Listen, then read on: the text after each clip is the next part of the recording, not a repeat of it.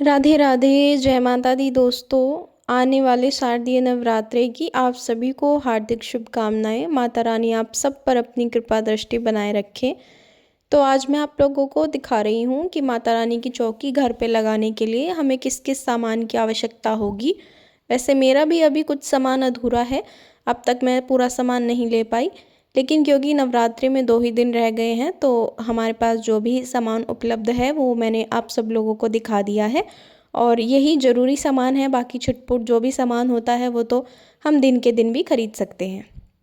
तो यहाँ पे सबसे पहले आप लोगों को एक लाल कपड़ा ले लेना है, क्योंकि माता रानी को लाल रंग बहुत पसंद है और बहुत ही शुभ माना जाता है माता रानी की पूजा में लाल रंग। तो आप लोगों को एक पटरे पे बिछाने के लिए लाल कपड़ा ले लेना चाहिए। अगर आप लोगों के पास पुराना है तो आप उसे भी धुलकर बिछा सकते हैं। इसके बाद हम चावल लेंगे यहाँ पे अष्टदल कमल बनाने के लिए। फिर हम सबसे पहले गणेश जी को बिठाएंगे और फिर हमारे पास माता रानी की जो भी प्रतिमा, जो भी स्वरूप होगा उसे ले लेंगे। फिर माता रानी 9 दिन रहेंगी घर पे, तो उनका मन लगाने के लिए ये सांझी का भाई बोलते हैं हमारे यहाँ, तो हम माता रानी के भाई को बिठा देंगे।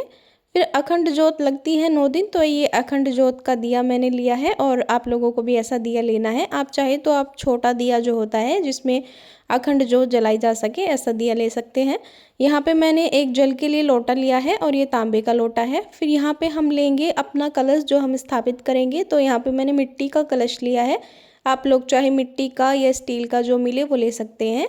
फिर हमें चाहिएंगे आम के पत्ते, तो यहाँ पे हम आम के पत्ते लेंगे और बाकी की जो पूजा होगी वो मैं आपको नवरात्रि के दिन दिखाऊंगी, लेकिन यहाँ पे आपको बता रही हूँ कि किस किस सामान की आवश्यकता पड़ती है नवरात्र के पहले दिन।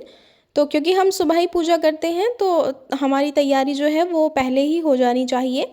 यहाँ पे मैंने एक कटोरी ली है, ये मेरे पास माता रानी के भोग के लिए चांदी की कटोरी रखी है। आप लोग कोई भी स्टील की नॉर्मल कटोरी ले सकते हैं।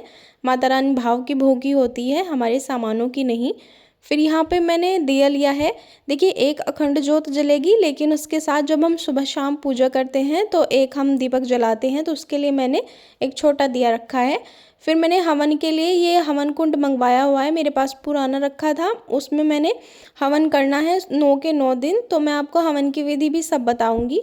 तो ये यहाँ पे मैंने जौ ले लिए हैं बोने के लिए। हमारे यहाँ जवारे जौ से बोते हैं, किसी के यहाँ गेहूँ से भी बोते हैं।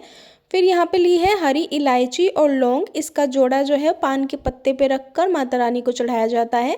सामग्री ले ली है हवन के लिए, और ये बहुत ही सुविधा रहती है इसमें हवन करने में, क्योंकि हम हवन थोड़ा ही करते हैं छोटा सा पूजा के समय, तो इसलिए मैंने ये हवन कुंड जो है मंगवा रखा है। फिर यहाँ पे धूप दीप की ज़रूरत होती है और मैं माता रानी के लिए 9 दिन के लिए अलग से सब चीज़ें खरीदती हूँ।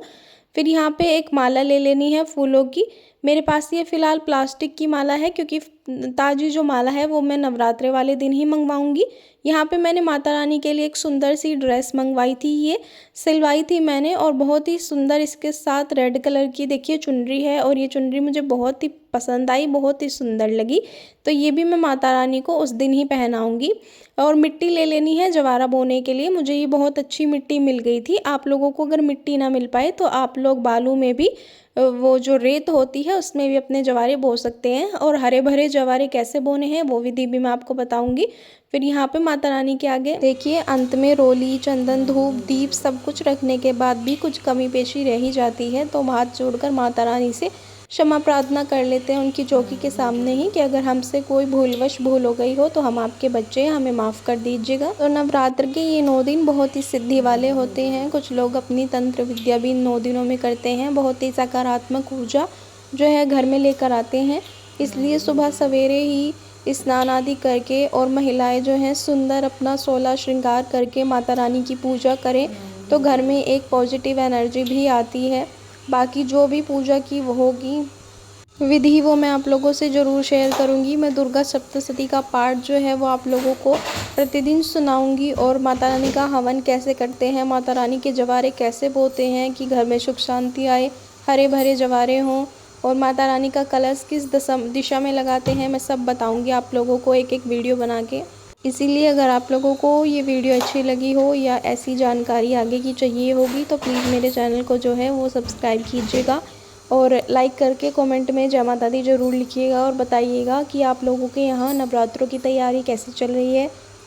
माता रानी सब पे अपनी कृपा बनाए रखें।